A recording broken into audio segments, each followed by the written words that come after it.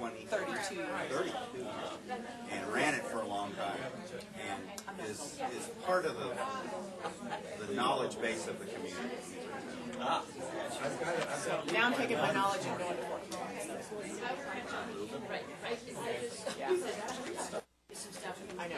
I'm excited because that senior center was always my dream center. And I love it. So I'm excited to not only be there, but to maybe volunteer. Yeah. Yes. Yeah. But that whole county up there is just really moving and shaking. So nice to meet you too. Good morning, everybody. Good morning, everybody. If we could all find our seats on this bright Thursday morning. Hopefully the sun will be out pretty soon. So I'd like to call this meeting of the Regional Advisory Council to order. Maybe. Hello. I don't have the gavel. I'm using a pen. That's probably why. Anyway. Hi. Okay, so we are in session. We have called the meeting to order at this point. So we'd like to start with introductions. And we'll start here with Joe. Joe Urban, Area Agency on Aging. Margaret Hunter, the Myron Stratton Home. Wendy Farr, representing Colorado Springs. Phyllis East from El Paso. Jen Nemo, Community Health Partnership. Carrie Schillinger, Area Agency on Aging. Pete Abbott, Northern El Paso County. Francis St. Germain, El Paso County. Jody Barker, Alzheimer's Association. Norma Garbani, Area Agency on Aging. Joyce Whittle, representing Park County. Carol Parks, Teller County. Dixie Herring, representing the Independence Center. Jerry Novak, Colorado Springs. Wade Buchanan with the Governor's Office. We'll hear from him in just a minute. I'm Dave Betzler. I'm the chair, and we have a number of attendees here in the open session, so please introduce yourself as well.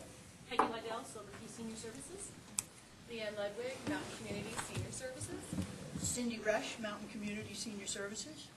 Pat Ellis, Silver Key. Laura Engelman, UCCS Aging Center. Dave Summers, Invita, formerly Emily. Felda Baker, Faith Community Nurse from Penrose St. Francis. Kathy Lowry, Teller Senior Coalition. Gretchen Bricker, Area Agency on Aging. Scott Bartlett, Long-Term Care Ombudsman, Area Agency. Bobby Moore, Part 1 Well, thank you very much for attending, and we have a couple of quick things here on the agenda, the consent items, so we'll take a look at the agenda. Are there any changes to that at this point? We've got a couple presentations, special presentation, and then a couple provider presentations. No changes, no comments on the agenda. Similarly, the meeting minutes from the last RAC meeting are attached. Are there any changes or corrections to those minutes? That was back on the 29th of March. If not, I'll entertain a consent motion to approve the agenda and minutes by consent. I'll make the motion. Second? Second. All those in favor? Aye. Perfect. Moving along. Just as an intro meeting as well, I've got another meeting at 11:30 up at Monument, and Margaret, as the second vice chair, also has a meeting that she has to leave, so we're trying to push this through if we can get out of here before 11. I'm not trying to short anybody, but that's the reality of where we are right now. Sure. Yeah, are there any public comments that things that are not on the agenda that somebody'd like to address us? Hearing none, we'll move on to the special presentation. And Joel, I'll turn it over to you. We had the opportunity to host Wade Buchanan, who, as many of you know, we've been talking about Wade's position for a while before we even knew about Wade. The evolution of the SAPCA group and the position that Wade has, I'm going to let him talk a little bit about that, but has been a long time coming and very much needed in the state, and I know that I'm kind of preaching to the choir here. You folks know the need for somebody that has a direct ear to the governor. We're very happy to have Wade here. He brings a great deal of credential and experience to the job, and without hearing me flap too much longer, I'm going to let him talk about what he is and what he's doing.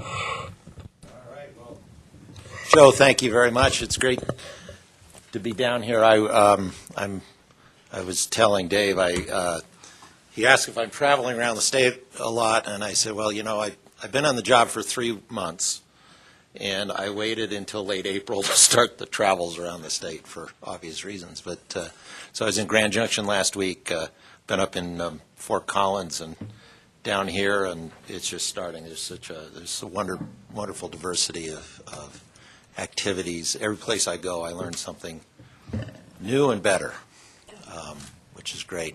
So my name is Wade Buchanan.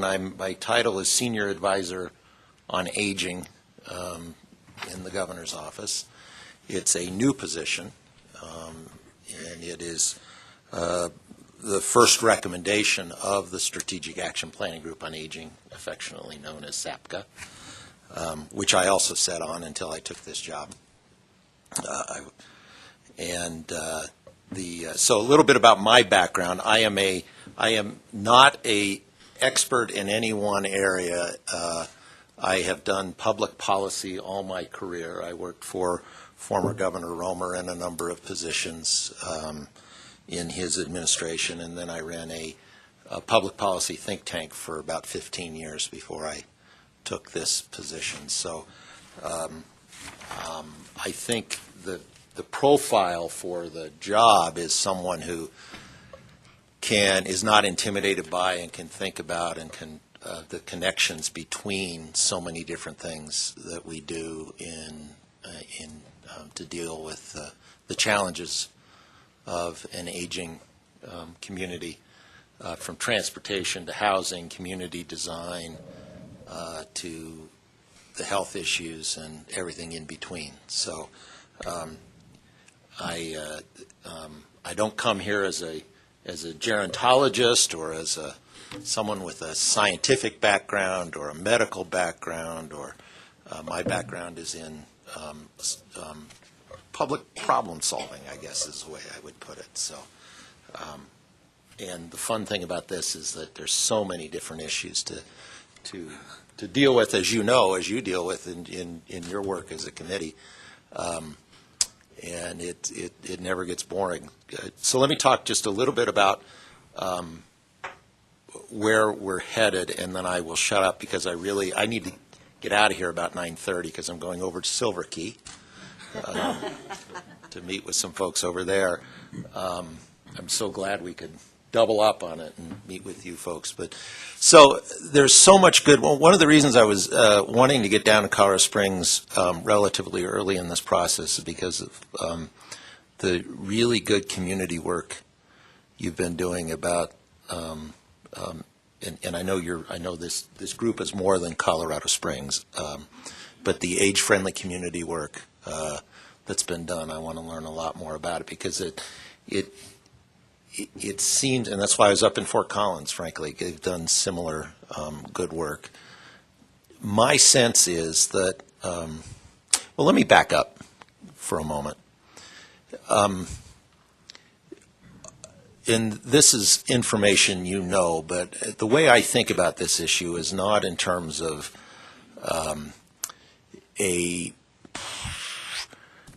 something washing over us. You often hear that kind of a description of the challenges we face in aging, that we're doubling or tripling in size depending on the age cohort you pick. And that, my goodness, who knew this was going to happen? Well, you know, we have increased life expectancy in this country by 75%, or will have between 1900 and 2050, 75%. And that's fantastic news, I think. In 1900, life expectancy was 47, which would mean I would have been dead for 10 years now. Joke that probably shouldn't should indicate that's a joke. We're close to 80 by 2050. It's going to be somewhere around 82, 83 years. 75% increase. That is a permanent change. And when you live longer, here's a newsflash: you're going to have more older people, right? And it used to be that the 60 and older population was less than 5% of our population. By 2050, it'll be the largest cohort. It'll be over 25%. And for the first time in our history, ever in history, majority of us will be over 40.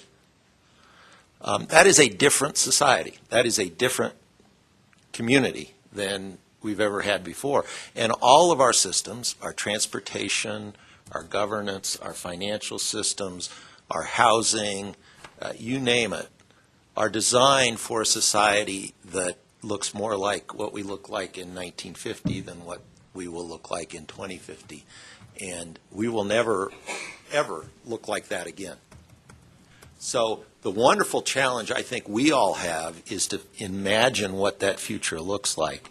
If we're all living longer, the challenge is let's live better in those times. And we often spend time, and people often confront the issues of aging when there's a crisis, when there's a diagnosis, when there's a huge transition that needs to take place, when there's, when people need to leave their home, or when the family is confused about how to provide caregiving or what have you. But what happens before that is where we can make a huge difference, I think. And so I'm excited to hear how Colorado Springs has been confronting the age-friendly concept with park design and sidewalk design and housing design. There's a wonderful a group up at Colorado State University called the Institute for the Built Environment that's working on what they're calling lifelong housing, design for housing, and that works for people of all ages. My in-laws had a split-level house built when they were in their 30s. It was a fantastic house out on the edge of Denver back when it was built. It became a prison for them when they were in their 70s and their 80s. If you were in the kitchen, dining room, living room, you had to go up or downstairs to get to the bathroom. And they both ended up passing away as a indirect but very clear result of falls they took in that house. And that just doesn't have to happen. Shame on us if that sort of thing continues to happen. Because they had, it was just a barrier, just some stairs.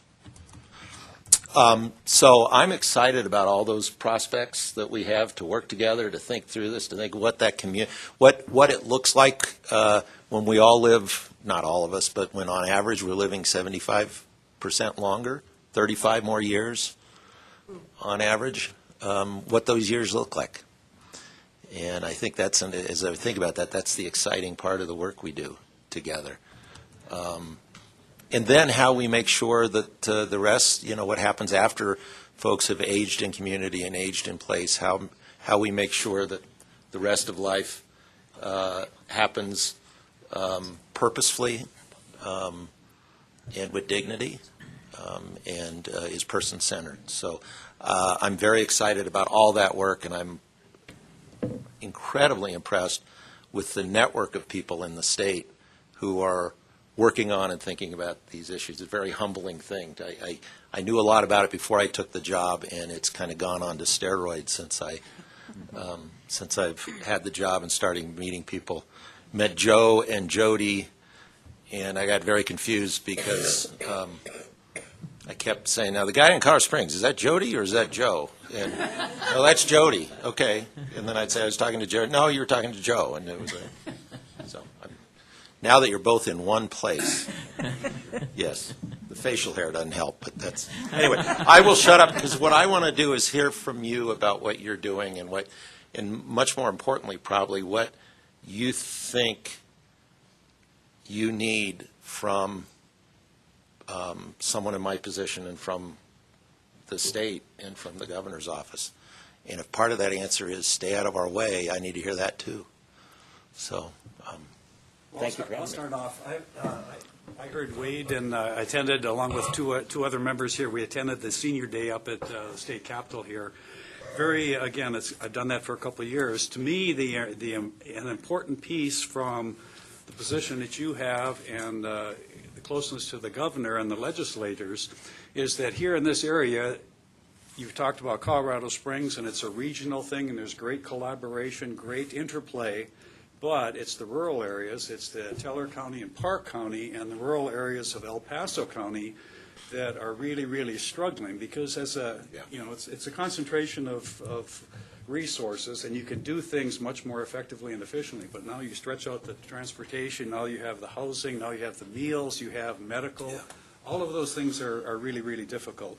I know there's no real immediate answer for that, but from the perspective that you've got and the background in policy, if there's something that others are doing effectively in those rural areas, or in that, trying to bridge those gaps, that would be really helpful, sort of like lessons learned or best practices. If some of that information could be made available, I think, to the AAAs, especially here, and in Park and Teller and the rest of it, relatively small numbers of people, if they have some guidelines, if you will, or practices they might be able to adapt, maybe we can make some real progress in a relatively shorter period of time. Yeah.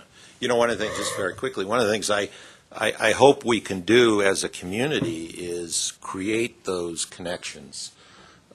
They exist AAA to AAA, or through other kind of existing networks, but there's a much larger community that can, if we can find a way to get the city planners and the county folks to interact more, there is really a great deal of richness, and there probably isn't a challenge that someone in this state hasn't started to figure out.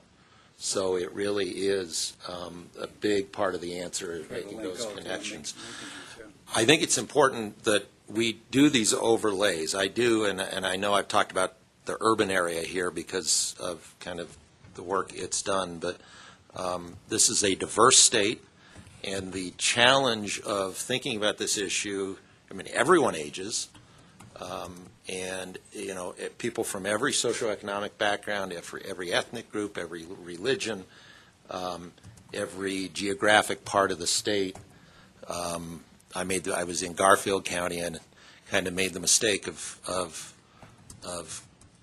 talking about their situation, and they jumped all over me. I was talking about their situation in comparison to some of the places on the Eastern Plains, and not that they were troubled by the comparison. They were just saying, this is a resort area. I think I said something. We pay people very poorly in the service area. For serving older folks. One of the big challenges is a society that I don't have an answer to necessarily, but I made the mistake of saying, well, in rural Colorado, the minimum wage often goes further than it does in urban. And they reminded me that Garfield was a resort area, and it's a very good point, because you think housing problems are bad in the Denver metro area, up there in the Roaring Fork Valley and in proximity. So I was humbly corrected. I'm a fourth-generation native of the state, but it still, you make mistakes. But those overlays are so important: geographic overlays, socioeconomic overlays, the gender overlays. The surviving spouse is usually female. Oftentimes that means the family resources are spent down significantly. So that becomes part of that socioeconomic overlay. And the rural is so important, and we need to respect. People live in the communities they live in mostly because that's where they want to be. And there's beautiful reasons why people live in rural Colorado. And yes, the challenges of serving people in that population as it ages are significant, but we need to, they know they live in a difficult place. I'm not about to say, where you think I'm going to go with that, I guess. But, and we need to respect that. But there are ways. Broadband, better understanding of the challenges for the AAAs. Your colleague up in Fort Morgan said that the average distance for him for a meal on wheel, I don't know if that's a singular for Meals on Wheels, but is 58 miles. And then once someone can no longer stay in the community, sometimes they're having to move, several counties away. And then to visit mom, it's 100 miles. Well, I think over the years, and I've been a part of the council for probably going on 11 or 12 years off and on, and I think one of the things I've found is that there's a lot of struggles that we have for the rural areas, but there's a lot of things that they're doing really well that we're not doing so well on. I think their sense of community is much stronger than what we have here. And so whether it's the faith-based organizations or what they're doing as groups is something that we can learn from in the more of the urban area. But I think I would say one of my biggest concerns is that we have a lot of networking and opportunities available within the senior care world, but we also tend to sit in our silos. So just about not even 2 weeks ago, I was in this very room for a completely different meeting, and someone had brought down someone from the Rocky Mountain Rural Health, which is from Park County, and in a group of professionals, probably not quite as well, I guess about as many as this altogether. And they were just going on and on about, this is so wonderful. I'm like, okay, excuse me, I've known about Rocky Mountain. And it disappointed me that here I had great colleagues. Jen, you might know what I'm talking about. Yeah, there's so many good people trying to do great things, but we do tend to know our own lane and not be aware of what else is available. And besides Jen and myself in that room that day, no one else really had any clue about what else was going on, whether it was Park County or Teller County. And I think that is something that it does a disservice, because there are great things going on. And I love what Dave was saying about learning from one another, because there are things that are happening in the rural areas that we're not doing. It would be great to take what we're doing in the urban areas and be able to transfer it into an area that's more rural. But not all those answers, they don't always fit. Right. And being able to recognize what will work and what won't work is important. But I do think that having the blinders, just like this is what I know and this is all I do, is a real problem, because not only is it with services, but it's also with the finances. Because there are some great things going on in the state that they're being very financially smart and wise. Scott and I have been working on something. We need money for something, but we know that we're going to have to look at other states. What are they doing? How are they doing it? Because that's how we're going to be able to find some of these other options. Yep. A lot of what I meant when I was saying the networking that we need to do is precisely what you talked about. And that siloed activity is very much at the state as well as around the state. Part of it is in many of those areas we're understaffed and people have a lot of work to do, and they know they're working in silos. They want to be able to put their head above the transom, but they don't have much time to do it. And so part of the questions I'm asking is how do we rectify that? Because again, I think most of these, someone is thinking about virtually every challenge that we face, and someone is figuring it out somewhere in this state. Are there other comments? A couple. I want to know, what is your understanding of court order conservatorship, and how we as members here, looking after the elderly, approach it when we see that an attorney is not doing justice to an elderly? Do you get involved with anything about how the check and balances for conservatorship? I've sat on this board now for a year. No one has ever brought up anything about what happens when an elderly person becomes incompetent and they are then put into a court order, and it seems like that person is a dead person, has no say in where they are. Yeah. And yet, I'm grappling with where is our seniors to help this person when the court has this aura of taking over this person's life. Yeah. Completely. I want to know how the governor's office addresses this. Yeah, well, it's a great question to which I do not have a good answer.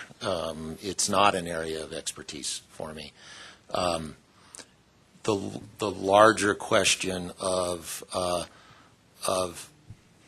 fraud, neglect, abuse as people age, whether it's financial or otherwise, is something that I know the AG's office is spending some time thinking about. The ombudsman spend some time thinking about. Adult Protective Services spend some time thinking about. This is one of those areas where I'm asking, to Wendy's point, do we all know what one another are doing, and have we really identified where the key points for action are? So I know that staff in the Attorney General's office is calling together a meeting of internal to the state of folks who are working on these issues to start that conversation. So I don't have a... I'd like to see it brought down to the grassroots. It seems to Gotcha. me that the court has this, you can't touch them. You know, I personally don't know much about that issue. So if I could get your card and we could talk some more about that, you can help educate me about it. And yeah. I think, as an attorney told me, who was outside of the situation, the system works. It's the people in the system that have a hold over that elderly person. Mm-hmm. And they're draining this person's resources. Oh, I know, and that is a huge issue beyond whether the courts are involved or not. And there are some good things happening. There's a program called Senior Save at the Division of Securities, where they're out they're training people to start to notice the signs. Tellers at banks to start to notice the signs, people who are come in contact with the finances of folks. What are the signs that maybe some situation is wrong, someone is taking advantage of someone? There's no way that we've figured that out quite right, but there are some folks thinking about it, and give me your card, and you can help educate me a little bit more on that. I'd like to thank you very much for coming down. I think it was a great opportunity for us to hear. I know that you got to run at 9:30, so I could. Yeah, sure. If there are any, is there a burning question? Because I can do one more. I apologize for only having half an hour here, but we can come back. I'm out in Kansas area. No, I know it's Eastern. Yeah, I know again. Just because I'm from Denver doesn't mean. We knew it was a joke. The bottom line is out there. Yeah. Is if I didn't have help with the fire departments and all that out there telling me about what the people need. I travel a lot of miles in a month, but I can't do the area because it's such a vast area. And if there wasn't for family, friends, and neighbors out there, they're screwed. Yeah. You know, and it's just, that's the thing about it is, and I don't know how to bring it together as to per se how to have some place for them to go, other than I have them call here, they get a hold of me, and then I find their rides. I know one gentleman was paying $80 Uber just to go into the doctor. Just stuff like that. And I found him a ride, which didn't cost him that much. He donated whatever. But out there, it's just, I was born here, I was raised here, and I'm going to die here. Yeah. And basically, that's their set on this generation. See, Phyllis, this is going to sound uncaring, and intend it that way. You just said the magic words. They intended it. They would rather die out there than live in town. So there's only not much we could do. And I know eventually, I know I'm going to have to do that. I'm probably older than most in here, but I know with my circumstances, I'll have to sell, but I'm not very good about spit on your neighbor. I'm always the open space. I've always been that way. Yeah. And it's very hard, and I understand that, but if you don't know how to get it together as to, per se, such a vast area, what you can do to get them help to get in here, just for the doctors or whatever, to the grocery stores, things like that. But when we're allocating resources, is it fair to somebody in town that is close to services to not get a service because we're spending a lot of resources to get somebody who desires to live out there 15 miles away? Right. That's the balance. And that sounds like a very hard position. And it is. Well, it's a good demonstration of the kinds of interesting issues that we face, and the challenge is, is there a role for us and what is that role in allowing, helping, facilitating, empowering people to live in the community that they want to live in, or the lack of community they want to live in, for as long as possible, and then when is it no longer possible, and how do those transitions happen? And that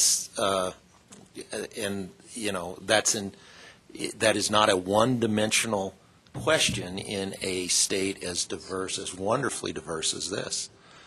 So there's things that we can talk about. We can talk about broadband. We can talk about telemedicine. We can talk about the strong communities and the strong sense of community in small towns. But at some point, the diversity of the state kind of dictates,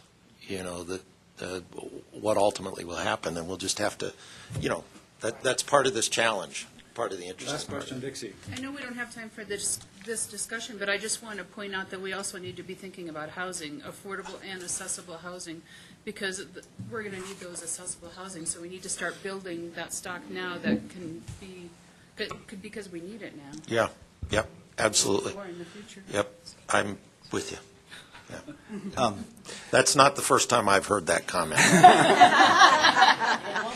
It won't be the last. Wade, obviously we deal with a variety of issues. What's the best way for us to forward those to you? Come through the RAC, go directly to your office? Well, I would go through Joe Urban. No, I actually. Joe or Jody? Which one did Jody Urban or Joe Barker? I actually have a card. I actually have multiple cards, and I get paid by the card. Please contact me. That's a dog hair. You don't want that. Let me leave those with you. You can pass them around. You especially, please contact me. I mean, all of you, please contact me if you're interested. But let me know where I met you.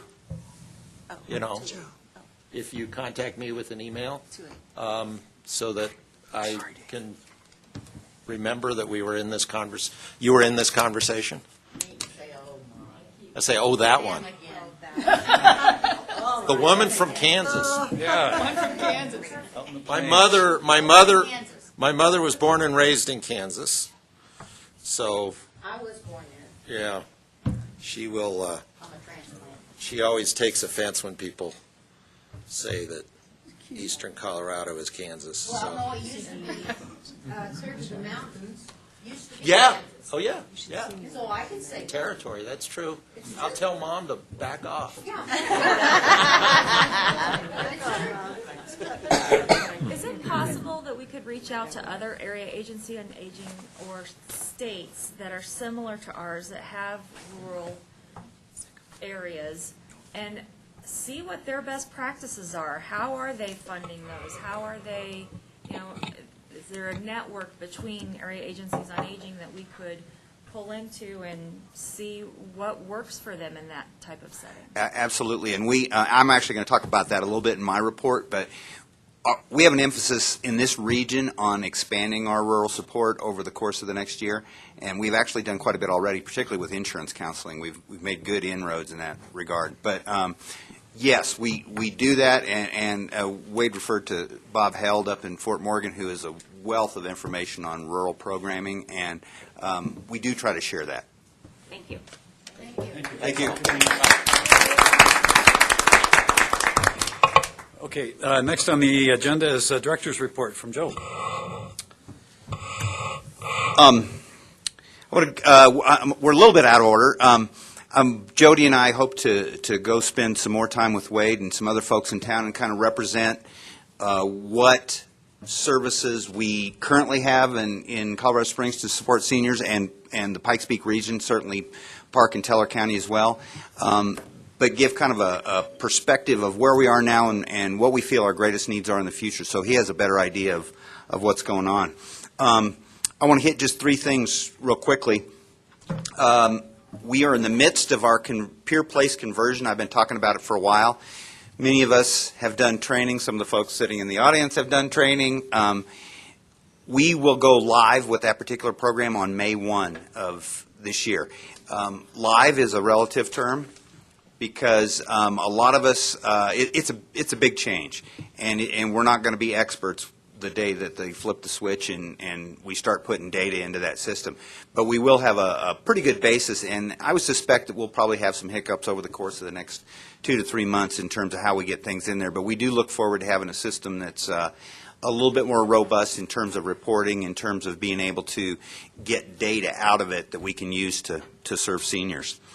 We're currently in a blackout period, so I don't want you to feel sorry for us by any means, but those poor case managers, and particularly the ombudsman will have 4 weeks worth of data to input into that system when it does come live. So not only are they learning a new system, they're a month behind when they get started. Our RFP process, our proposal process is in full swing. I want to thank the members of the RAC who spent 4 hours yesterday, many of them sitting around this table right here. Had a great, robust discussion. I will reiterate what I've said before, the fact that I think that Pikes Peak has one of the most transparent, most equitable processes probably in the state for distributing our funding. I'm very, very proud of that, and I'm proud of the folks that spend multiple hours doing that. We spent 4 hours in a room yesterday looking at it, but that doesn't count the multiple hours that these people spent reading all those proposals that come in. I believe we had 18 proposals come in this year on a variety of different services, and very complicated process, so thank you for doing that. The last meeting of the TRS will be on May 21st, and then they will make a recommendation that will hopefully go to this group at the May RAC meeting and then on to the PPACG board at their June meeting. In addition to that, I also should mention that we are relatively certain that there may be some extra funding this year. We cannot count on it. As Casey, our accountant, says, it doesn't count until it's in the bank. So we know that there may be some additional funding for services this year. Most of that additional funding will probably be allocated in our October carryover cycle because the general session closes after, or pretty close to the end of our RFP cycle. So we won't know exactly how much money we have, but we will have a pretty good idea, I think, at that point what we're going to deal with. And last thing, we, as many of you know, I sent an email out, I believe, yesterday. We have accepted the resignation of Carrie Schillinger from the AAA. Carrie has had an opportunity, which I think is tremendous, to be the executive director of Options for Long-Term Care. It's an organization that we work with indirectly as part of an informal no wrong door process. And number one, I want to thank her for 9 years worth of dedicated service, a lot of it before I got here, and wish her the very best in what's going to be a tough and very important job. So.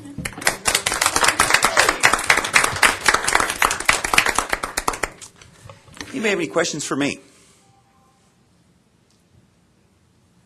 Sweet. Bobby? Have a great day. Bobby, would you be so Yeah, kind would as you be to able- come speak that at would- the microphone? Thank you. Hello, I'm Bobby Gore with Park County Senior Coalition, and I'm here to talk to the RAC about following up on a request that had come in several months ago. In October, there was a provider presenting information that had several issues that were raised with some of the process that appeared to undermine the success of some of their programs. And specifically, there were some issues around the funding. I do not have documentation on all of that, so that would be something that the RAC may have record of. Then I had asked in November about the follow-up for that particular question, and the original discussion had indicated Cheryl was interested in following up with subcontractors and finding out if it was a larger issue as presented or if it was something more limited. In November, I was told that the TRS subcommittee would handle it, and it was something that the RAC did not want to drop. And at this point, it is something that's gotten put kind of on the back burner, but it is now going into another grant cycle, which means that some of those issues will be carried forward unless they're addressed. And the impact on our organization of some of the way that things are being done or have been done or those kinds of issues, I would prefer to go this route of talking to the RAC, but at the same time, for our agency, it's a significant enough impact that I can't just wait, that it needs to be something that we can have addressed. I did talk to Joe yesterday. He spent significant time listening to some of the more recent pieces, but I did want to make sure that this is, right now I believe I'm to take some questions to you, Dave? Okay.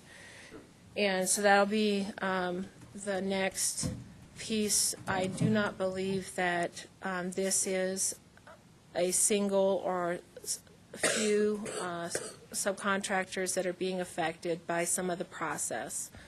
And I would like to address the issues for our organization, but I believe it's affecting our region on a larger level. Thank you for bringing that up there.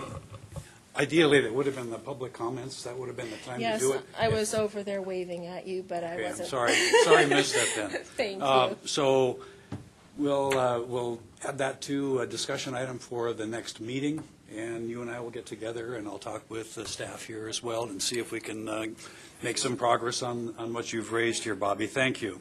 So the next item here on the list then is a special presentation by Penrose St. Francis, the Faith Community Nurses, and Felda Baker has a presentation for us. You guys are taking off. Okay. I've got a few handouts if you want to pass these around. I think there's about a dozen there, so. With Bobby about get a chance or an email you. Let's see here. Okay. So I'd just like to quickly introduce myself, and we'll keep things moving. I'm Felda Baker. I'm a faith community nurse. I'm employed by Penrose St. Francis, but I am working at Ecumenical Social Ministries and Marian House Soup Kitchen, and I'm sending around some things. We're at 7 different sites, and there's 4 nurses that cover these sites. So there's sites close to where you are in the area. Faith community nursing is a specialty practice in nursing. You can get specialized in emergency nursing, critical care, all that stuff. So faith community nursing, I just want to let you know, is a specialty in nursing that a lot of people don't know about. And in order to let you know what we do, I'm going to take the tack of social determinants of health. And I'm sure most of you have heard about social determinants of health, but we've been looking at social determinants of health in our practice over the past year. And that will kind of help explain what we do. So how do social determinants of health impact neighbors served at our neighborhood nurse centers? And I specifically looked at my stats over the first 4 months of this year at people who are over age 60 and how that impacts their lives and their health, and how can the faith community nurse make a difference. Social determinants of health are the circumstances into which people are born, live, and work, and factors that can either positively or negatively impact the ability for all Coloradans to lead healthy, productive lives. And I don't have my notes with me because I should grab my computer here a minute. I do have a handout on social determinants of health. Do you want me to pass it out? Yeah. 20% is our genetics, what we've grown up with. 20% is how close you are to a healthcare service, like we were talking about Eastern Colorado. 60% is our behavior, our environmental, and social factors. And so behavioral is your how you eat or the food that you're eating or access to good food that you have. Environmental, are you living in a house that has asbestos or lead, or you're living in a house that is in a very not safe neighborhood? Social factors, what is your wage? Do you have savings saved up? Are you on SSI or SSDI? All those social factors have more impact on your health than how close you are to a hospital or to a trauma center. So I want you to kind of keep that in mind as we're talking about the practice of faith community nursing in the Colorado Springs area and Eastern. Your gender affects your health, your access to health care, transportation. We have many, many clients who I get them bus passes, and the bus only goes up to Woodman, and they can't get up to St. Francis North, or they can't, and I know there's a bus now that's going up to St. Francis. So the transportation issue, like AmbuCab and Coach and our other resources to get people to and from their doctor's appointments, has been making a huge impact on my clients who are 60 years and older, and also younger if they don't have access to a vehicle. If you can't get to a doctor's appointment, if you can't get followed up after you've been to the ER or had your surgery and you can't follow up on your medication, that is going to affect your health and put you back in the hospital sooner. And so transportation is a huge issue for our clients and for people who are over age 60. SNAP, the Supplemental Nutrition Assistance Program, food stamps. Again, I help people find out where their food pantry is, the closest one to them, plug them in with Silver Key and Meals on Wheels. Another big thing that is associated with this is I help a lot of people with dental needs. You can't eat healthy food if you have teeth that are literally cracking off, or you're missing 3/4 of your teeth. You're nursing an abscess this week and can't eat. And so again, you're not eating healthy food, and that affects your health more than being 5 minutes from the hospital, or you have a cardiologist just down the street. If you're not eating healthy food, that is going to impact your health more than you're being able to see a doctor sometimes.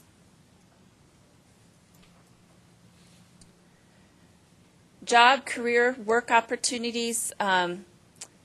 Once you are retired and over age 60, a lot of your social activity goes away if you've been working. Again, loneliness has been shown, and I have a screen coming up here. I'm going to go ahead here. Loneliness is associated with a reduction in lifespan similar to that caused by smoking 15 cigarettes a day, and even greater than associated with obesity when it comes to your lifespan. And as Mr. Buchanan was saying, we have 25% people who are over age 65. My clients, because I work with a lot of people who are homeless, their life expectancy is 42 to 52 years old, because it's back to the 1800s, early 1900s, before penicillin was born. So if you don't have adequate housing, if you don't have adequate transportation, if you don't have adequate food, it is going to impact your lifestyle. Loneliness will also impact your lifespan. And so I want you to hear from me that as a nurse in the community, I realize that loneliness is a big factor for people over age 60. You're isolated in your home if you can't drive. If you're not going to work and interacting with your fellow coworkers, that leads to loneliness. So I want you to hear from us that we acknowledge that. Let's see, I should go back. Slide. Transportation, as we were talking about, housing, as you mentioned, huge issue for our seniors. I have several clients who are either living in their car, living in a hotel because they're on fixed income, the SSI or SSDI, living on a little over $1,000 a month, and they cannot afford rent in our city right now. Hasn't that gone up? Oh, yeah. A lot of them are coming down here from Denver. Yes, it has, yeah. And so that, again, it's that vicious cycle. They're coming down here, so there's even more people. Building, and then the ones that come down from Denver is what's taking up the affordable. Right. Your cultural heritage also affects your lifespan. If you are not able to communicate with your healthcare provider about your needs, or you have a cultural identity that the healthcare provider is not familiar with, that you will not bring up certain issues of behavior health, especially, is what I'm thinking about. When I do my intakes with my clients, not only do I ask about their health history, their heart history, diabetes, but also anxiety, depression, and what role does faith play in your health. There's a study I just read recently, professor, and this is, I'm looking at our spirit, mind, body here. As a faith community nurse, I know that your emotional health affects your physical health affects your emotional, and your spiritual affects your health and emotion. Your spiritual health affects your physical and mental health. There was a study I just read recently, professor from Harvard, who is a psychologist, and they surveyed their clients at McLean Hospital in Boston. 58% wanted their clinician to talk with them about faith. And he said, we are not comfortable with that. But 58% of their clients. And so faith is an important part of people's health. Some people don't want to talk about their faith. Absolutely fine. But if faith is important to you, if I ask you about it, it will improve your health. It will shorten your hospital stay if we address that or acknowledge that. So I want you to hear from the nurses here today that that's an important part of our assessment when you come and see us. It's kind of small here, but what I handed out, the black and white that has our picture on it, we have Neighborhood Nurse Center up at Tri-Lakes. We have a Neighborhood Nurse Center at Mercy's Gate. We have a Neighborhood Nurse Center at ESM, or Ecumenical Social Ministries, where I'm at 2 days a week. We have a new one at the Southeast Center at the WIC Center down off of Fountain.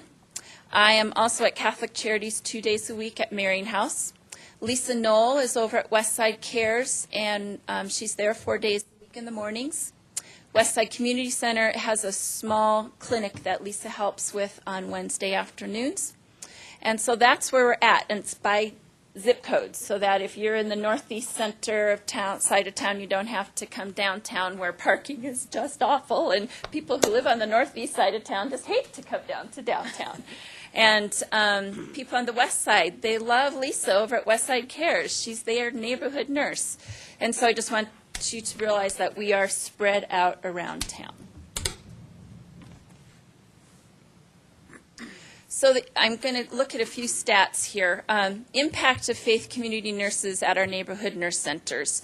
And this is what we've looked at over the last 6 to 9 months. And 80% of our clients who came to see us reported food insecurity. It means they had occasionally or frequently had problems getting enough food that month. 36% of our clients are homeless. Lisa and I see a much higher percentage of that. Marva and Cindy up at Tri-Lake see a lower number. They work more with people that are just on the edge, one paycheck away. So that was 36% are homeless. 18% are at risk. They are, they're short rent this month. They can't afford their utilities. 54% are often without transportation. So that means difficulty getting to the store, difficulty getting to a doctor's appointment, getting to their dentist. 45% lacked a primary care provider when they first came to see us. That's a big part of our job, is trying to connect them with a primary care provider.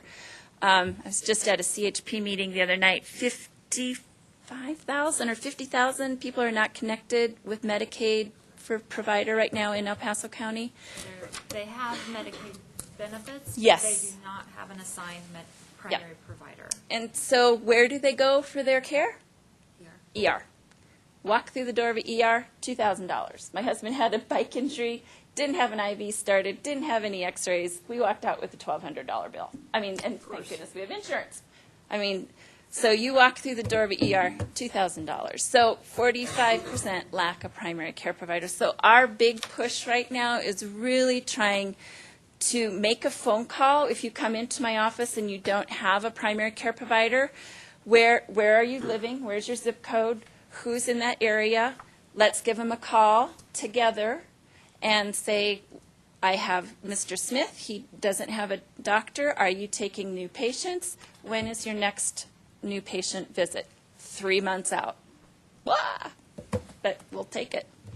So we're trying to educate people that it's important. So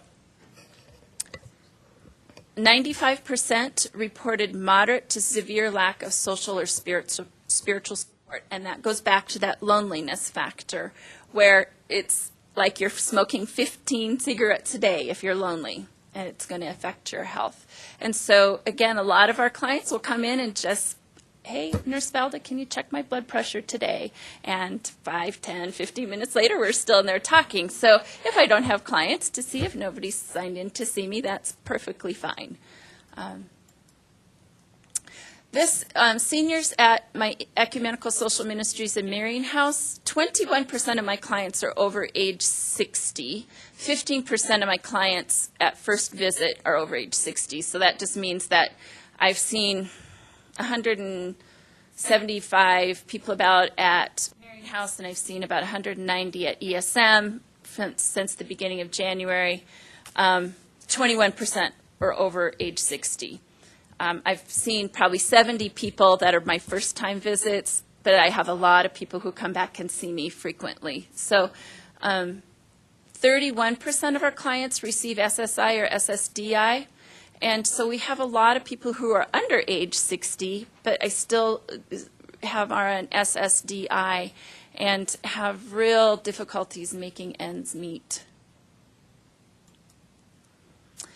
And these are specifically for my seniors, the first 4 months of this year. 22 frequently had problems with transportation, occasionally 24%, 24 of the 65. I saw 65 people in the first 4 months who are over age 60 for the first time in the first 4 months this year. So, over half of my clients 60 years and older are having problems with transportation. Again, over 50% of my first-time people that I saw that were over age 60 were having problems getting enough food to eat. And sometimes it's the commodities are there, but they are living, I was talking with Peggy, they are living in small one-bedroom hotel rooms. They can't cook. They have a hot plate, they have a microwave. So even if they can get commodities, sometimes they can't prepare the food.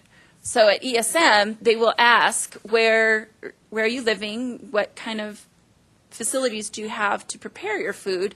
Well, we won't give you commodities. We'll give you emergency food, which is more ramen noodles, soup that you can heat up, not a whole chicken or pasta that needs to be boiled or cooked or things like that. So we do assess what resources they have to prepare their food. And social support, again, very rarely do people have good social support who are coming to see me.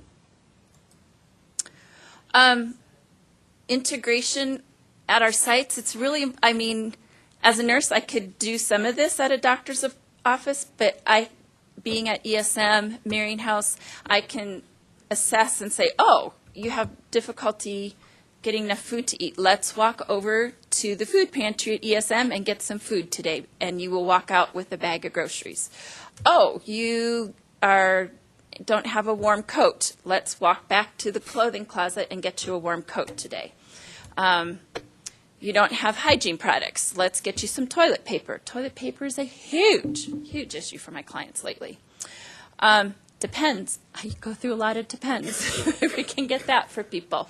I couldn't do that at a doctor's office. I probably couldn't even do that at the ER. So that's why integrating with ecumenical social ministries, Westside Cares, Tri-Lakes, Mercy's Gate just makes my practice doable. I can help pay for your prescriptions. I can help pay for a doctor's copay. I can call Ambulcab with you or coach or something like that to get you to the doctor's office. But if I'm sending you out the door with no food and you're not going to eat well for the next week, that's sometimes more important than getting you to a doctor's office. And we all have stories. If you talk with Lisa or Cindy or myself, we can get you in a corner and tell you our stories. I was talking with Peggy. I have 2 women. One is age 60, one is close to turning 70, living in a hotel.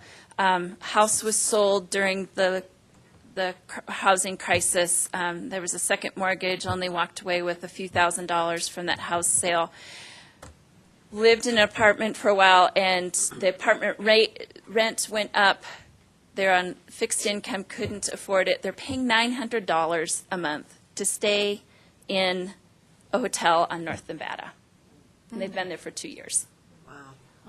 And how does that compare with some of our mortgages?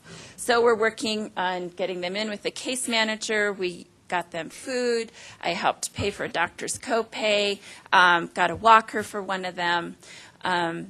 Trying to get them in with aging center because one has some memory issues, and that, so they've been back to see me 3 times in the last month, and we got the MRI done. They have a doctor's appointment coming up.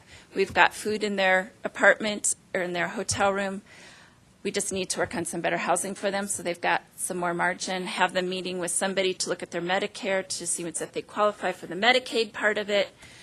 So that's just one story out of many. And so I want you to hear from us that the faith community nurses are seeing many people over age 60. Please contact us if you have somebody with some social determinants of health needs. And we would be happy to visit with them and get them connected. And we refer a lot to Silver Key, refer a lot to other agencies in the area. Any questions for me? Thank you very much for presentation. Cynthia. What do you do when you need to make a referral to physical therapy or mental health? How does that work? I can help coordinate physical therapy visits. I had somebody recently who had shoulder and elbow injury and couldn't afford the copays for their physical therapy, and we paid 5 or 6 copays for their 2 weeks. They had 2 weeks of physical therapy 2 times a week, and so I think we paid for 3 weeks of physical therapy, her copays. So in spite of not having a physician, you go ahead and... Oh, no, if they don't, they need to have a physician who will refer them. Yes, no, I misunderstood that. So yeah, I can help find a primary care physician who will evaluate them and then write that prescription for physical therapy. I cannot write prescriptions. I'm not a nurse practitioner. So we try and get them plugged in with Peak Vista or Value Care, Set Clinic down south. If they have no insurance, which isn't usually the case with people over age 60, usually can get them with Medicare. Mission Medical is a place where we refer a lot of people who are uninsured. So there's other places that we can plug them in to get that. For mental health, I use Franciscan Counseling Center. I have vouchers for that. Aspen Point, I have my go-to people at Aspen Point that I will call. Marion House has Aspen Point providers there 4 days a week that I can plug people in with. Felda and I have worked together for many years before at Pace, and then also more recently. And one of the things I think is unique to the population that you serve in regard to what we do here is that because of the life choices and the life circumstances, because like your example of that couple, that wasn't necessarily something that they could not have foreseen, that they were going to lose their house and things were going to change that way. What I find is really alarming is that there will be people that are in the different centers, and I look at them, I go, wow, okay, I need to get this senior hooked up, I need to get them connected to these different things, and they're 57. Yeah. They look like they're 80. They look like they're 80. But they have they're no really teeth. not, yeah. Yes. And it can be difficult because their appearance, and I don't mean their cleanliness or hygiene, but just the miles have been hard on these folks. Yep. And so I think it can be very difficult to kind of judge who is and who isn't. And so I know that being able to determine who is 60 and who's not, and the services that we can provide from what our services do and what you can't for those who may have a greater need, but they're not 60 yet, even though they look or maybe physically or well beyond that. So it's a unique, I think, construct that you guys deal with that I don't know that all of the other agencies that we interact with have that as much of an issue. I just have noticed that. Yeah, I mean, I have students in the spring and the summer, and they're always amazed. Before I have them look at the assessment sheet that the client has filled out, it's like, okay, so how old do you think this person is? And they'll think, oh, 76, and they're like 46. But they've lost all their teeth. They're walking with a walker. They've lived out on the street for a long time. Like I said, the average lifespan of my chronically homeless client is between 42 and 52 years of age. So yes, they're very old. They have problems with ambulation. They have problems seeing, and we can get them connected with glasses. We can get them connected with some dental care. And poor lifestyle choices. But again, that goes back to the mental health issues. They have been addressing their bipolar issues. They've been addressing the voices from schizophrenia with street drugs or alcohol, trying to get them into detox or trying to get them into the intensive outpatient program through Aspen Point. I have some really, really good connections with Aspen Point with their intensive outpatient program on a couple clients that has worked really well for. But a lot of clients, we always ask on that assessment on a scale of 1 to 10, and I see that you're using marijuana, I see that you're using heroin, I see that you're using meth. I have people that dual use because they want to stay awake from their heroin use, but they use meth to keep them awake. On a scale of 1 to 10, where are you wanting to quit? Not there yet. So come back and see me then. So I'd just like to throw in pat Faith Community Nurses on the back as well. Up in the Monument Tri-Lakes area, the Faith Community Nurse has been up there for quite some time, a number of years. Yep. And it's a very strong program, and the only thing I would advocate or urge is that if you get a chance, go and visit one of these locations Please that do. Felda has talked about. You really get an appreciation for the types of individuals that are really helped by this integrative approach that the Faith Community Nurses bring to it. It's sort of what Wade had touched on, too, that he's really very proud and very supportive of the integrative and the relationships that are being done amongst providers, and this is an excellent example. You just heard her talking about all the referrals, the contacts she's got in various agencies and organizations. That's really, really an important part of what we need to be doing as advocates for seniors. So thank you very much. You should try it at flu shot clinic time. yes, flu shots. We do flu shots. Okay, the next thing we have on the agenda is Mountain Community Senior Services. Cindy Rush and Leanne Ladwig. So, let's minimize that for now, and then you can go back in and grab it. Sure? Yeah, that's fine. All right. Everybody look at the shower.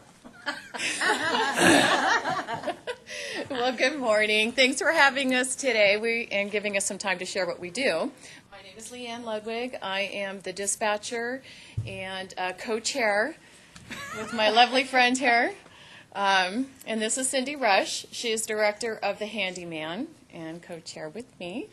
So just real briefly, real quickly, just want to let you know what it is we do. We service seniors up in the Tri-Lakes area with transportation and handyman services. So in our transportation part, we do show our shuttle. We have a shuttle that is what we do, yay, for our social side of what we do. We take our seniors to luncheons that Silver Key does provide at a local church up there. And we do that every day, well, Monday through Thursday. And we also take them to outings to Walgreens or to Walmart, where they have breakfast. They sometimes go on social trips to Cripple Creek, some fun things. For the leaves. Yes, for leaves, turning the beautiful fall colors, yeah. That's funny. So yeah, that's pretty much our social side of what we do. I actually handle the medical side of what we do. By the way, all of our drivers are volunteers. We are basically all volunteer-based. So we are so happy to say that we have about a total of probably 35 to 40 drivers that give up their time to drive the shuttle as well as their own vehicles. All the medical drives are done with the individual's vehicles. So they will go and pick up a client, take him to an appointment wherever it is. Sometimes it's Denver, sometimes it's the Springs, Castle Rock, but our drivers will take them, drop them off, and then pick them up and bring them home. I'm sorry, if they don't have their own vehicle, what then? Our drivers? No, the client. We provide the transportation for our clients, meaning our drivers will take our clients to their appointments. In their own individual. I was thinking of the client's car. Oh, no. Most of our clients do not have cars. If they do, they only drive during the day, short around town places. So. Well, I'm sure you probably, we used to have this issue with, when we were trying to find people to help transport people, is that as a driver, you're much safer in your own vehicle anyway. So as a volunteer driver, they're safer in their own vehicle to drive someone else because they're more familiar with the vehicle. Correct. So it's a safer situation. Right, yeah. And the age of the drivers is a little getting up there, too, probably. That's true. Yeah. Can's beautiful. Yeah, isn't it pretty? We also have a van, too, but we didn't. So I'm going to show you. This is one of the lunches that our seniors are eating that Silver Key does provide, and they just have a great time. It's a very fun social time for them. So just on the medical side, I just want to share a really quick story because just last week I got a call from little Diane and just got out of the hospital with a heart attack, and she just got home. Her husband that following week was admitted into the emergency room. He had some complications with liver and so forth and needed dialysis right away. She calls me in a panic when she got home from the hospital and said, I don't know how to get my husband to his treatments. I don't have a car. Okay, shoot. So my heart broke because she was so worked up and upset. And I wanted to help her, and I said, okay, we'll make this happen for you. And sure enough, our driver stepped up last minute. We usually have our schedules out a week in advance. But I said, look, driver, we need to get this lady some help and her husband. So we did. We covered 3 days that next week of getting him down to dialysis and back home. So she was so relieved and just at ease and knowing that we were going to take care of her and her husband. So that's part of what we do on medical, and I'm so happy that our drivers are there and stand up and are there in a second to help us out. So Miss Cindy, get myself together, is going to talk about the handyman part. Okay, so my piece initially started out with just safety-related handyman issues, ramps and railings and steps and that kind of thing. And we have been able to move on from that because of Pikes Peak AAA to add, they go in there and change light bulbs. They'll fix a chair, do just odds and ends handyman pieces. And I have 4 now volunteer handymen. So for probably 80% of our jobs, I don't pay any labor, only materials. And I wanted you to see this picture in particular because we had a call.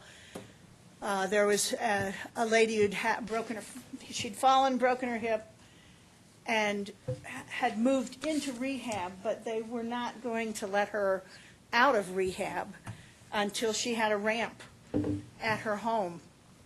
So 3 of my guys went out there and over a 3-day period spent 70 hours and got it done so she could come home. So I brought a packet of surveys for Lisa today, and the question on there is, does this service help you be more independent and stay in your home? And usually it's an absolutely. They couldn't stay in their homes without the service that MCSS gives them, and that, of course, includes the transportation. But I had I was over at another house, and the client had come to live with her daughter. Both the daughter and the son-in-law worked, and the kids were in school. So she was basically alone all day. And when she learned about our transportation service, the social part, the daughter jumped at the chance because she was watching her mom go downhill. And as you said, the social aspect, loneliness, had kicked in, and she was really in bad shape. And that was probably, I'd say, 5 or 6 years ago. And she's well up in her 80s. She goes every day to the lunches and rides the bus, enjoys the company of the people on the bus, and then all the others that are at the Silver Key lunches. And there's been a huge change in her attitude and her outlook. So, do you all have any questions for us? Thank you Well, again. as Joe said, sweet. Thank you. Thank you very much. Thank you. Okay, now it would be time for the Silver Key, and Pat has departed. So No, but we have Peggy Lydell, who is Peggy is going here. to Okay. lay some wisdom on us. Okay. We're going to do video first, and we're going to go back to the folder that I closed. And you're the Lexar, and those are the videos. And I think we're doing pretty good on time. I'll try not to get as wordy as Pat does. Do you, She let me know, she just. for a fee, I will not repeat that. Do you, okay, so we probably want .move. And then the speakers might start making sound behind you. Yeah.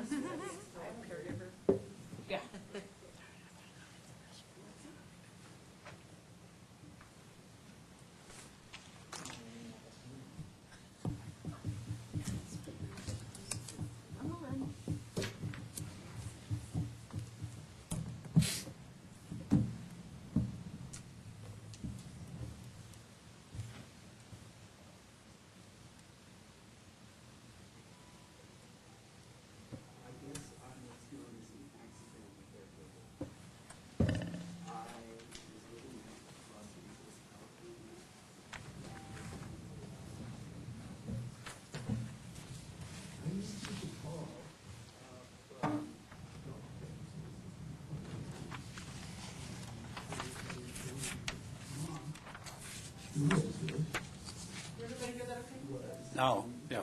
Very bad way. I was shocked. So you can see that call. So I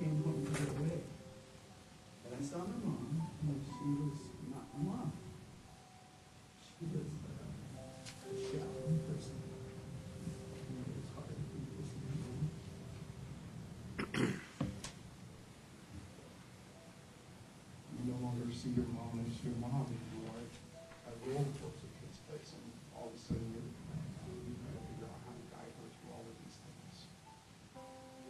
He quit his practice. He sold all of his belongings, whatever he could sell, gave away the rest, and came down here as soon as he could to be next to her.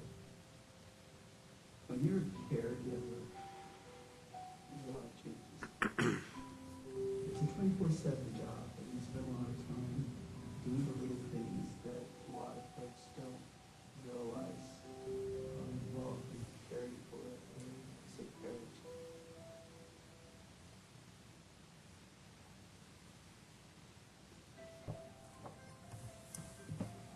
I knew when I first got that call from Dr. Mike. He was obviously very distraught, looking for answers. John was a very, very warm-hearted gentleman who had seen this type of experience. And I remember telling him my story. And he helped. The most important thing for Dr. Mike was just making sure that his mom was aging with care and dignity, and that she was able to maintain that independence. We were able to help him achieve that by getting those in-home services and letting him know that he has an outlet to go to if he has any questions or any concerns about his mom. He has somewhere to turn. Today, my mom is engaged in services such as the pantry. We also come in for the senior meals that they have here, and also the Meals on Wheels program. Just seeing them where they are now, and that's what makes all of this worthwhile. We see them thriving. She looks healthy. She looks happy. She looks like she's gained weight. Dr. Mike doesn't look so stressed anymore. Silver Key has helped tremendously with having that frank discussion about the importance of self-care. Tion has encouraged me to take advantage of those moments where I can take a break.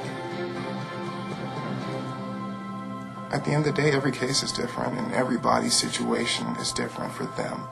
We have a ton of services available to encompass almost any need that you may have. So if you do need help with transportation, or you need help with getting a meal, or coming to our thrift store because you can't afford a walker or a cane, Silver Key is able to help with all of those services. Silver Key has really been helpful to my mom and myself, and I certainly didn't plan on being an accidental caregiver, but I'm really proud of my mom, and I'm happy that she's doing okay. He's an amazing man. He's really, I'm sorry, I'm going to get all teary-eyed now. He is very devoted to his mom. He brings her into our Golden Circle site on Murray at least a couple times a week, and then he also supplements that with Meals on Wheels when he has to be out and about. And she's just doing, like Tiana said, she's doing so much better. She loves coming to the meals, and she loves being and sitting and talking with everyone else. So it's wonderful to see her. So just to let you know, I'm Peggy Lydell. I'm the Nutrition Services Manager over at Silver Key Senior Services. I run several departments. I run the Meals on Wheels, which is our for-fee Meals on Wheels delivery in Colorado Springs. Home Delivered Meals, which is our rural meal delivery to Calhan, Palmer Lake, and Fountain. Also Golden Circle Congregate Meal Program, and the Food Pantry, which does the emergency food pantry and two government commodity programs. Our mission at Silver Key is to support our clients and to allow them to age safely in their homes with dignity and respect. And I think if you know Silver Key, or if you're familiar with Silver Key, you know that mission is the underlying key of absolutely everything that we do. And that's one of the reasons I really love working for them, is they're so caring and everybody gets involved.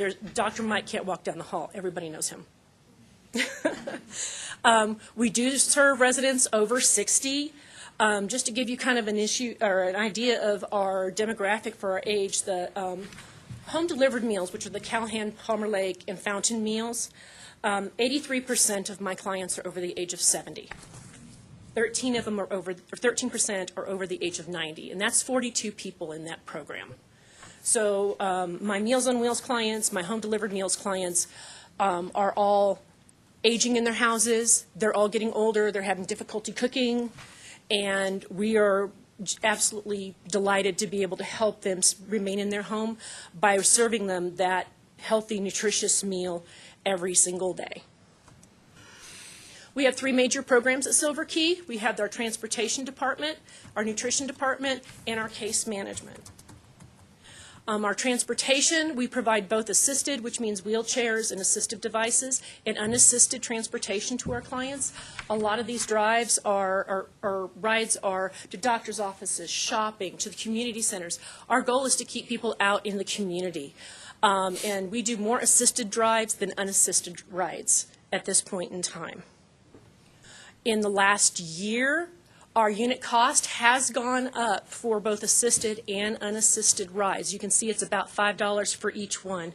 And there's several reasons for this one. The minimum wage being raised has caused some wage compression with us. Gas is going up exponentially.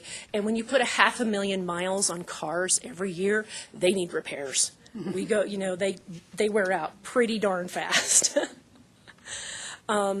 As you can see, a lot of our rides are for medical appointments, dialysis. We do a lot of dialysis rides, groceries, and most of our rides, half of them, literally half of our rides are provided by volunteer drivers, which really helps us keep our costs down, and our drivers are so caring.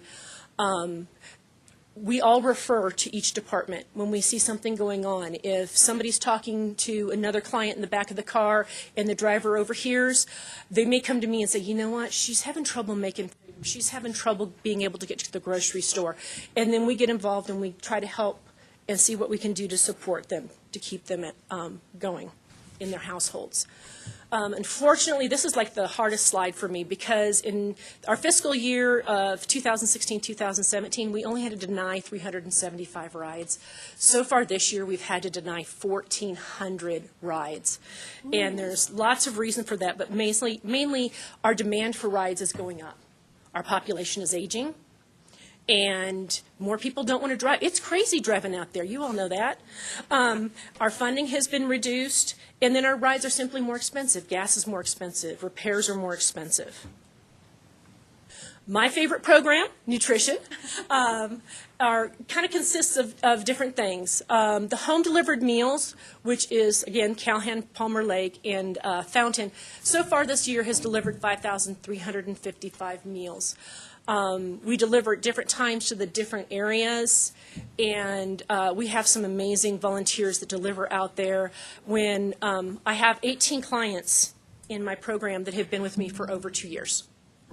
So we're helping keeping people at home, and people like Lena in Calhan, who has been with me for 2 years, knows that every Tuesday and Thursday Cindy is going to be delivering her lunch, and when the light bulb burns out, Cindy's going to fix it, and she's going to take out the trash tube before she leaves. Because Lena has a hard time getting around the house. And just to kind of give Palmer Lake some kudos, Palmer Lake has kind of called me when we've tried to call off Meals on Wheels and told me to stop because they have four-wheel drive cars. They'll get there. It's basically what I've been told. So we have some amazing volunteers that do our home-delivered meals, and those are very important to our clients because they are living in the rural areas, and they may not be able to get out and get to the grocery store to have those supplies. Meals on Wheels, we've done about 46,000 meals this year. Again, with Meals on Wheels, it's not just a meal that we provide. We are working to help alleviate isolation. So not only do they get their meal, they get to visit with the delivery person, and also it's a safety check. We have eyes on every single day. We try to talk to these people. We want to get them to answer the door. If something is wrong, if they have questions, if the roof is leaking, if they're not acting right, we're calling them. We're talking to them. We have sent ambulances to houses. We have gotten people in the hospital. We have gotten children over to see mom and dad today because mom's not feeling good and mom needs some help.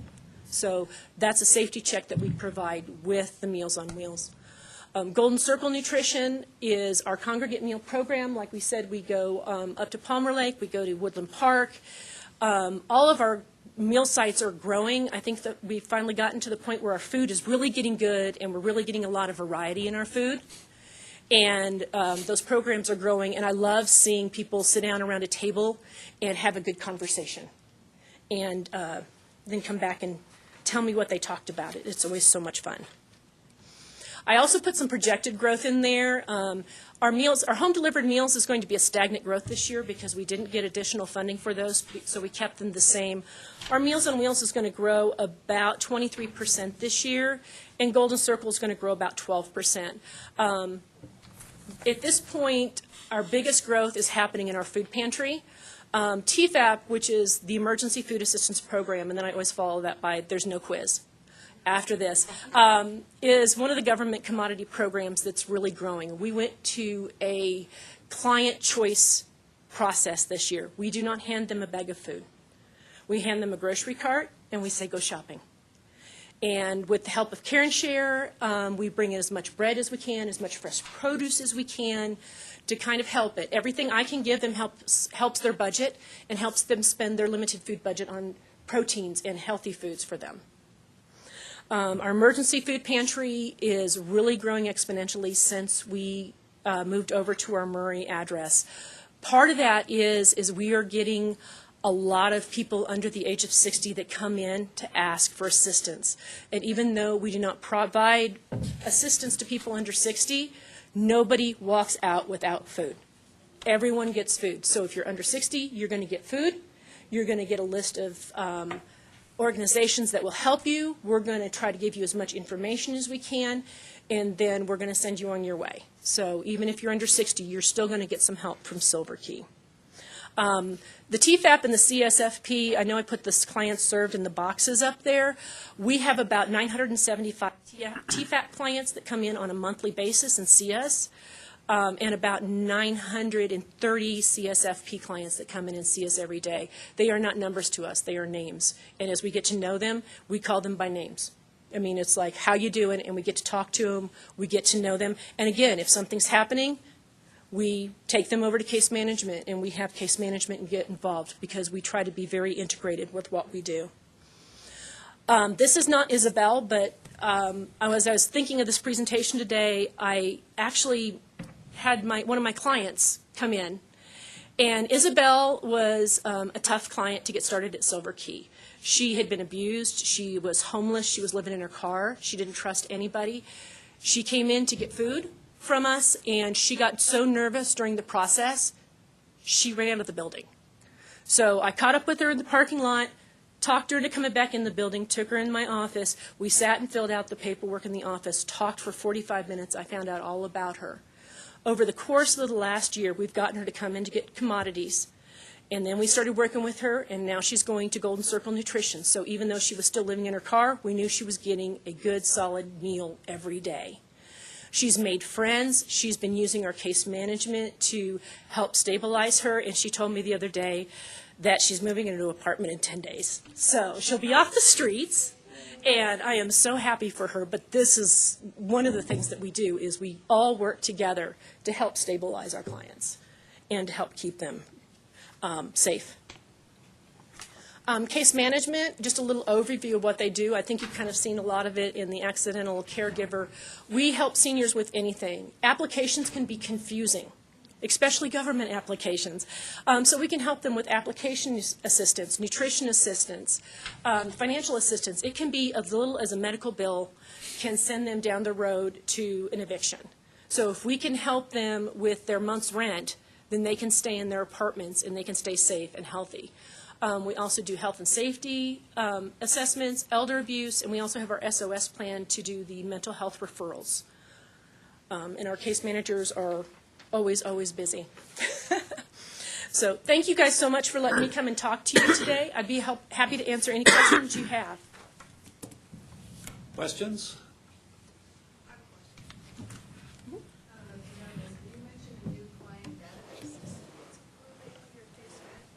Yes, so we transferred over from ETO, which was efforts to outcomes, to Empower in February. It's a more robust system. It allows us to do referrals more easily. It also allows us to take care and integrate our client services together, and also to be able to get, like you guys did with Pure Place, to get data out to be able to get good, solid data out of the database. So we know what our demographic is, and we know where we need to move to the next point to help our clients. We do it more. We use it more broadly. We use it in our food pantry. We use it in case management. We also use it for Golden Circle, and I think it is starting to integrate into transportation as well.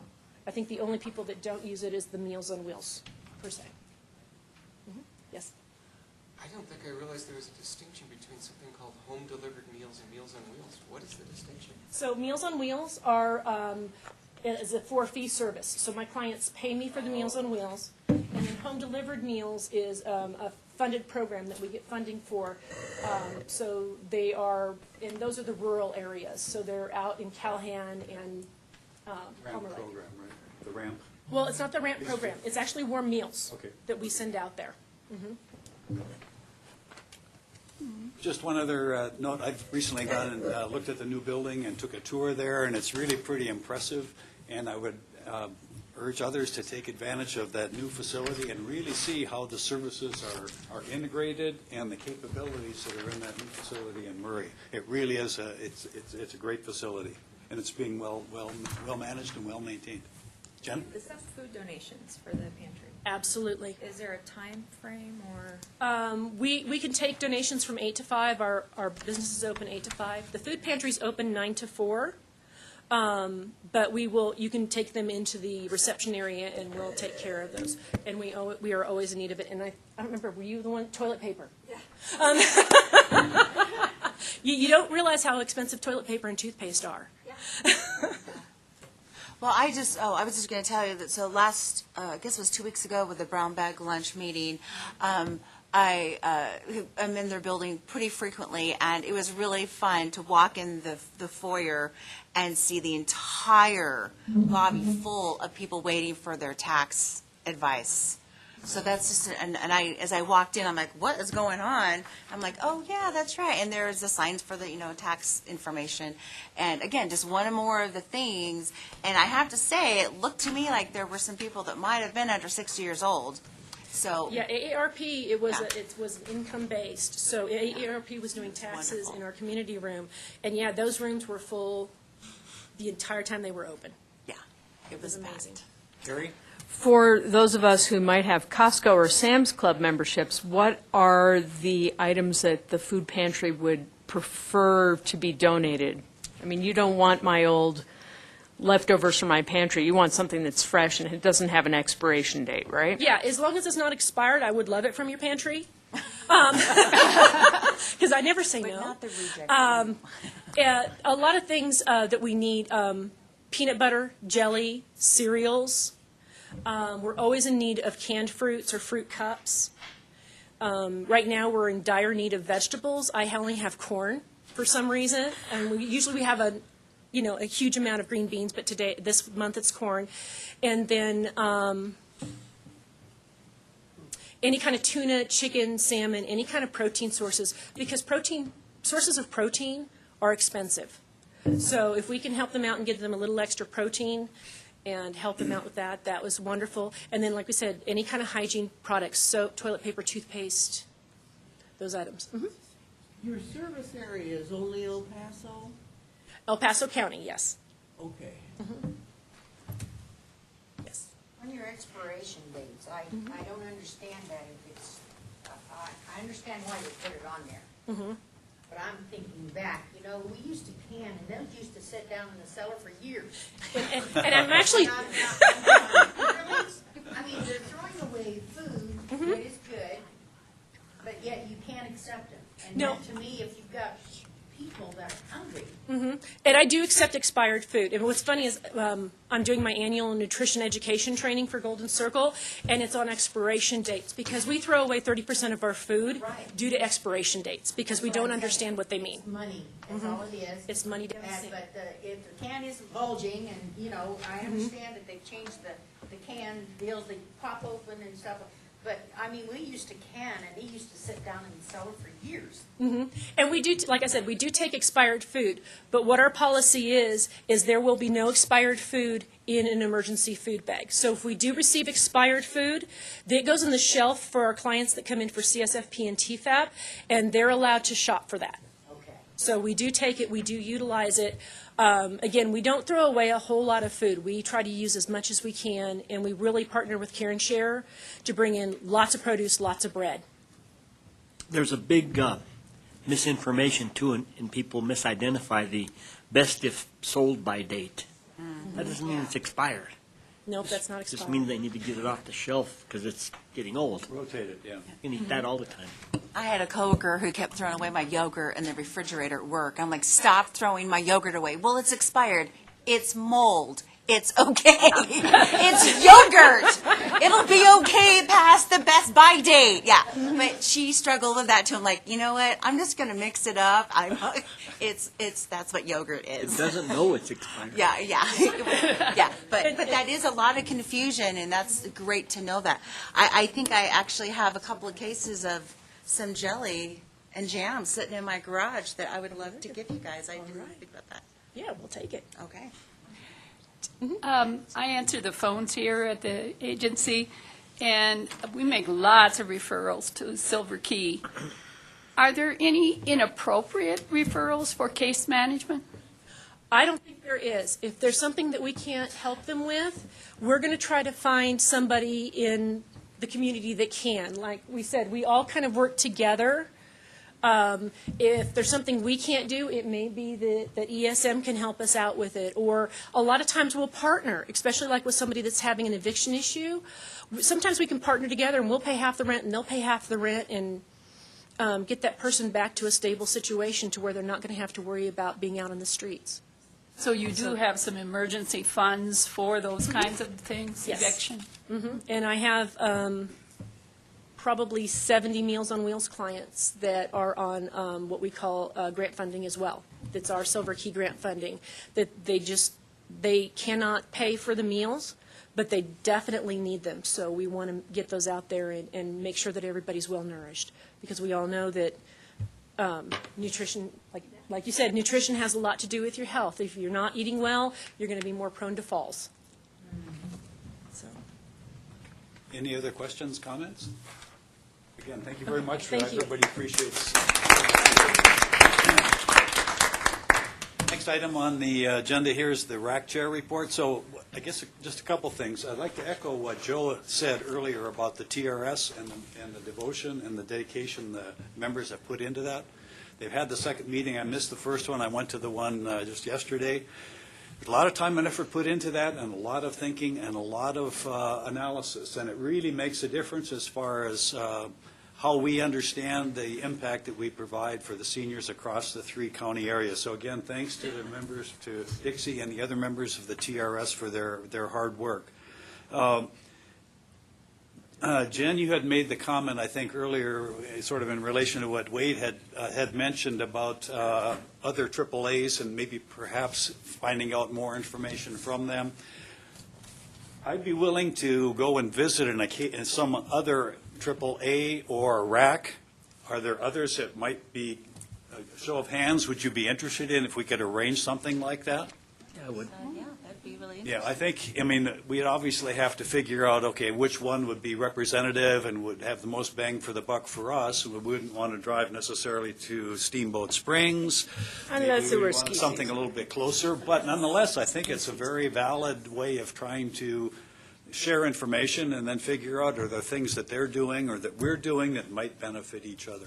So that'd be something to keep in mind. So I'll put that on the something to consider here in the future. Dave, just one idea about that is if there was someone that wasn't just in Colorado, there's no reason why we couldn't set up a webinar or some sort of a situation that we can do it electronically, that we would be able to, that would be wonderful to actually pinpoint an area that it's not even in Colorado that would be similar to ours, that we could do that through a Skype call or something like that. That would be really interesting. So let me just add. not. Well, no, let me just add another element, which is that what you might consider, and this is perfect for Joe's wheelhouse, is that not every single AAA network in each of the other 49 states and the territories where the AAAs exist are set up like Colorado. So for example, and I believe it's Wyoming, but it's either Wyoming or Montana, they do not have AAAs. They have a single state-level office that administers all the Older Americans Act funds statewide.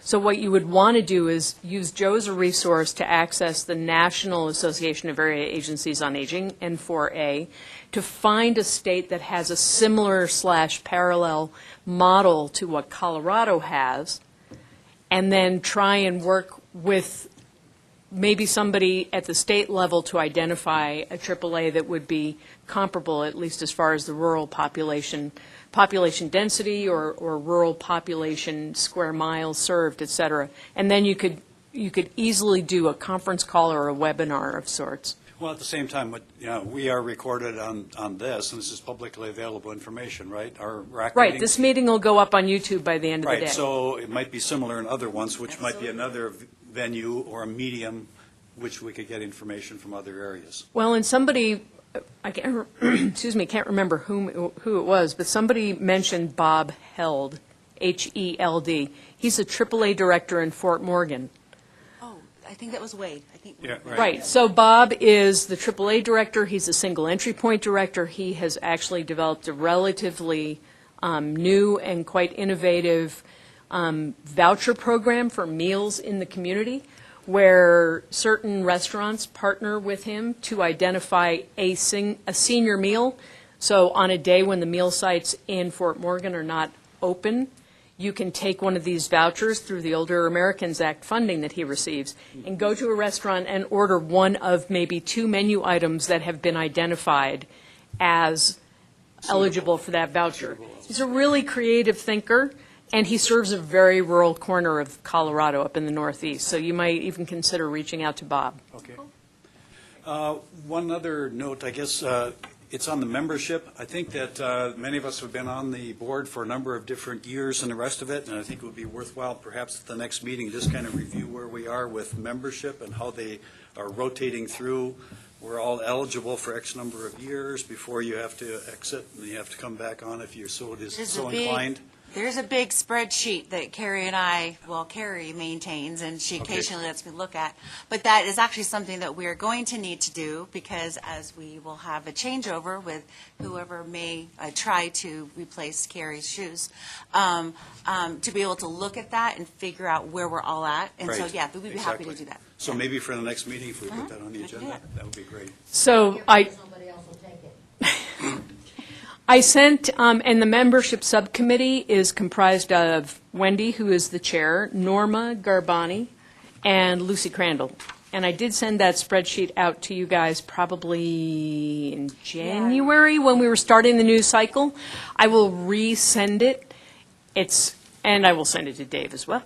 And I will I will add Joe, so he's copied on all of that. And it has the expiration dates and whether or not someone can renew for a second term, and also whether or not they are like Francis and like Joyce and like Carol, county appointees, appointed by the county commissioners. And we have had another person who has resigned. And so there's changes. Right, We will have exactly. answers next month. Okay, yeah. Do you want to identify, for the sake of the rest of the RAC, who the 2 recent resignees are? Yeah, Nancy Stannard has submitted her resignation, very tragic circumstance. Her husband suddenly died, and it's just been devastating. So that's been very, very difficult for her. And Joanne McCoy from the Department of Human Services has taken a job at the State Department of Human Services. So she'll be, one would think, commuting at least to Denver, maybe relocating, but she's not able to be on the RAC anymore. So we're looking to DHS for a person to fill that role. Along that same line, a sort of a segue there would be that since Carrie is now officially going to be departing by the end of the month, I guess it is? A week from tomorrow is my last day. Okay, a week from tomorrow. So what I would very much encourage Carrie to come back for the May meeting Which is in Guffey. Oh, that's right. You know what? I'll take it. It's fine. We'll get it. Well, somehow, we we'll- need to yes, we will. recognize you as a council. Well, thank you, For Dan. all the efforts that Thank you've you. put into it, and you've made our lives doable and pleasant. You really have. It's been a labor of love on your part, and I think we all very much appreciate the time, the effort, the dedication, and the skills that you bring to this. It's made our efforts somewhat successful. So I would very much, at this point, Thank you, without an Dave. official goodbye, at least a round of applause.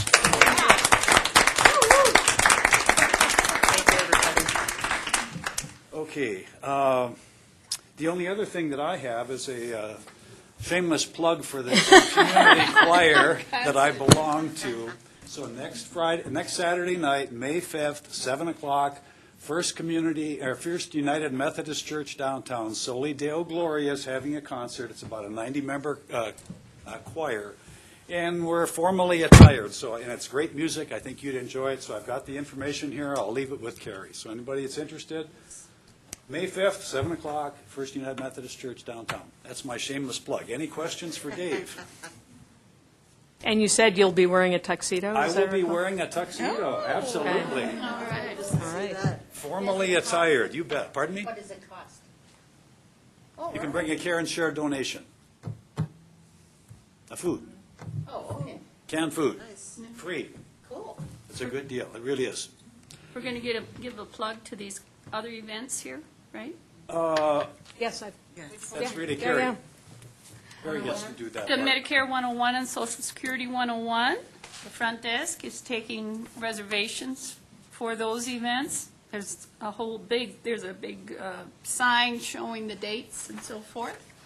And then the End Retirement Series, that's a series of 4 weeks in a row in May on Tuesday evening, 5:30 to 7:30. That also includes a Medicare 101 class, a Social Security.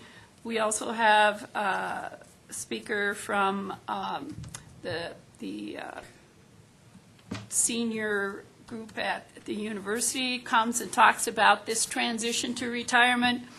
And then the final session is, we have Skip Morgan, a lawyer, that comes and talks about estate planning. I just remembered, it's Sarah Qualls from the university that comes and talks about retirement planning. You know, what are the emotional and so forth changes that come about when you retire. So it's a great series, and once again, all they have to do is call the front desk and sign up. Perfect. Any other, Bobby, one more time? In Park County, we have the Senior Information Day, May 24th. We are accepting vendors to come talk about services if they are available to Park County seniors. We will also be sharing information about the voucher transportation program. It was a pilot program in Park County this year, and it has really taken off and is very well received by the community. And Bobby, in which community in Park County? It's going to be at Fair Play. Fair Play, not Jefferson. Self-service. Yeah, I know, it's self-service. That's important. All the amenities. Able to be at the Fair Barn? Yes. Thank you. As far as local events, if we're going to this year, the Senior Resource Council is doing the Senior Expo, Boomer and Beyond, whatever you want to call it. It's had its name change over the years. It's doing it quite differently this year than it has in the past. I know you've been in the past. So rather than doing it as a one-day, all event, everything at the same time, they're actually splitting it up into the different 4 Saturdays of June. And so I think this is going to turn out really well, because so on June 9th, they're actually, all the topics and all of the vendors will be on that about living well.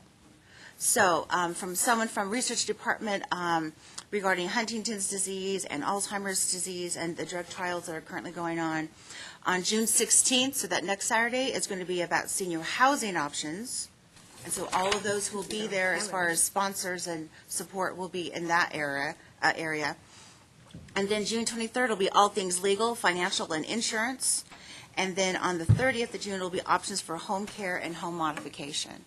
So that way, rather than having an all-day free-for-all, splitting it up, so that if there's one particular area that a family or an individual senior is looking to get more information, they can fine-tune it to just what it is that they're looking for.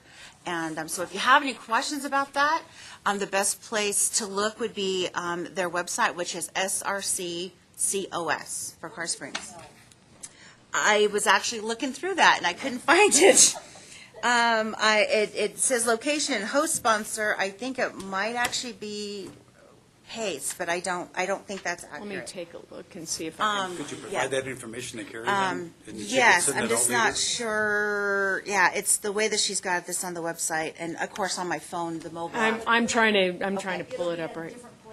No, I think it will probably be the same location each Saturday, but I do think that just splitting it up will be very nice so that folks can really look at what it is that the information is specific to what they want, and I believe that there will be speakers each of those days on those topics related to what the topics are. So they're calling it the Golden Guidance Series. All events will be from 9 a.m. to 1 p.m. And I didn't find it. We'll have to send it out. well, Yeah, this is the sort of thing that should be front and center, and I don't see it. So I wonder whether I'm overlooking it. So Or anyway, but maybe- it's a wonderful opportunity. So as you're talking with your clients or patients or whoever, that if they have questions on those specific things, that would be a great opportunity for you to send them to them. Location host sponsor. Yeah, I know. So same thing. Penrose St. Francis, but it Yeah. no, We'll that's get no, I'm sorry, that's the Well, presenting we'll get the sponsor. information and send it out, but again, just a great opportunity, and it's just different than it's been before, which hopefully will be more in-depth, which I think is what the intention is. Any last-minute comments, questions? I just have a couple of other community information items. And then we'll let you go, Dave, but not until after you sign the TRS sign-in sheet from yesterday, please. The United States Department of Veterans Affairs is going to hold a cemetery dedication ceremony on Friday, May 25, at the new Veteran Cemetery, which is going to be called Pikes Peak Cemetery. Pikes Peak National Cemetery, excuse me. It's east of the airport on Drennan Road. If you go to the VA website, you can noodle your way through there to find details. It's 11 o'clock in the morning. The annual octogenarian golf tournament, which we all know Al Williams is dedicated to, will be Monday, June 18th.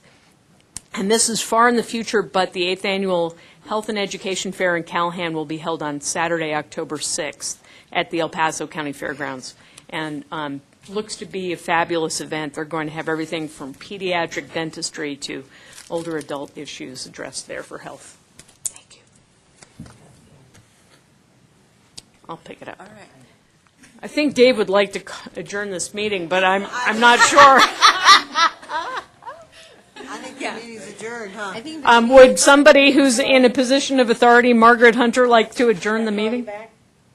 Can I adjourn? Well, You may. And I will I'll second it. adjourn the meeting. Thank you. Meeting adjourned. Margaret Hunter adjourned the meeting. It's funny.